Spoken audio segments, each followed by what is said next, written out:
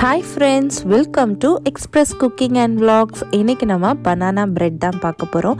ரொம்பவே ஈஸியாக அதோட ரொம்பவே டேஸ்டியாக எப்படி செய்கிறது அப்படின்றத பார்க்கலாம். கண்டிப்பாக இதை ஒரு முறையாவது ட்ரை பண்ணி பாருங்கள். திரும்ப திரும்ப கண்டிப்பாக செய்வீங்க. வாங்க வீடியோக்குள்ளே போகலாம். பேக் பண்ணுறதுக்கு ஸ்டார்ட் பண்ணுறதுக்கு 1 ஹவர் முன்னாடியே பட்டர், முட்டை, வெனிலா எசன்ஸை ஃப்ரிட்ஜிலேருந்து வெளியில் எடுத்து வச்சுருங்க. கண்டிப்பாக இது ரூம் டெம்பரேச்சரில் இருக்கணும். ஸ்டார்ட் பண்ணுறதுக்கு முன்னாடி அவனை ப்ரீஹீட் பண்ணிடலாம். 350 டிகிரியில் ஆன் பண்ணிடுறேன். ஃபஸ்ட்டு 1 கப் அளவு வால்நட் எடுத்துருக்கிறேன். இது பொடி பொடியாக கட் பண்ணிவிட்டு இதை லைட்டாக வறுத்து வச்சு எடுத்துக்கோங்க. நெக்ஸ்ட்டு ஒரு மிக்சிங் பவுலில் 1/2 கப் பட்டர், 2 முட்டை நல்லா பீட் பண்ணிடலாம். பீட் பண்ணிட்டு இருக்கும்போதே 3/4 கப் சர்க்கரை எடுத்துருக்கிறேன். இதையும் நல்லா சேர்த்துக்கலாம். நல்லா கலந்ததுக்கப்புறம் இது தனியாக எடுத்து வச்சிடலாம்.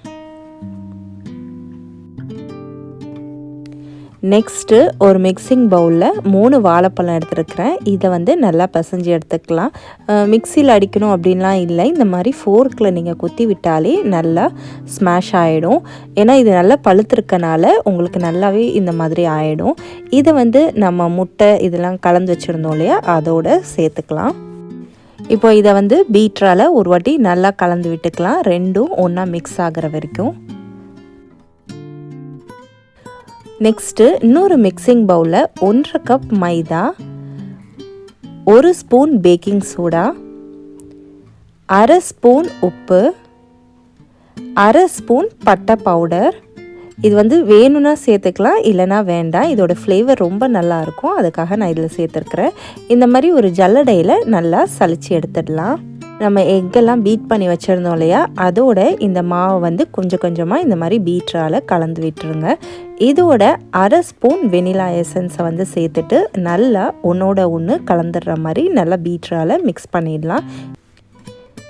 இதோட 1 cup walnut, 1/4 cup chocolate chips, 1/2 cup உலர்ந்த திராட்சை இந்த மாதிரி கரண்டியால் நல்லா மிக்ஸ் பண்ணி விட்டுடுங்க. அவ்வளோதான், நம்மளோட பனானா ப்ரெட்டுக்கு தேவையான மிக்சர் ரெடி ஆகிடுச்சு.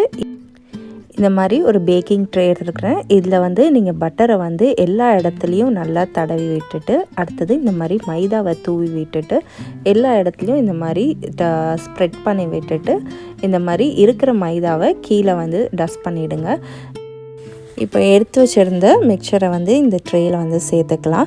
ஒரு வாட்டி இந்த மாதிரி டேப் பண்ணி விட்டுட்டு நம்ம பேக் பண்ண வேண்டியது தான். ஏற்கனவே நம்ம 350 டிகிரியில் ப்ரீஹீட் பண்ணியிருக்கோம் இல்லையா. டைமிங் பார்த்திங்கன்னா 55 மினிட்ஸ் பேக் மோடில் வச்சு ஆன் பண்ணி விட்டுடுங்க. நல்லா ஆறுனதுக்கப்புறம் இந்த மாதிரி கத்தியால் எல்லா சைட்ஸையும் நீங்கள் கட் பண்ணி விட்டுட்டிங்கன்னா ஈஸியாகவே வந்துடும். இந்த மாதிரி உங்களுக்கு எந்த ஷேப்பில் வேணுமோ நீங்கள் கட் பண்ணி எடுத்துக்கலாம். அவ்வளோதான், நம்மளோட சூப்பரான பனானா பிரெட் ரெடி ஆகிடுச்சு. இதை பார்த்திங்கன்னா நீங்கள் ஸ்கூலுக்கு கூட உங்கள் கிட்ஸுக்கு ஸ்நாக்ஸாக கொடுத்து விடலாம். அவ்வளோ டேஸ்டியாக இருக்கும். கண்டிப்பாக இதை ட்ரை பண்ணி பாருங்கள். Enjoy cooking. தேங்க்யூ.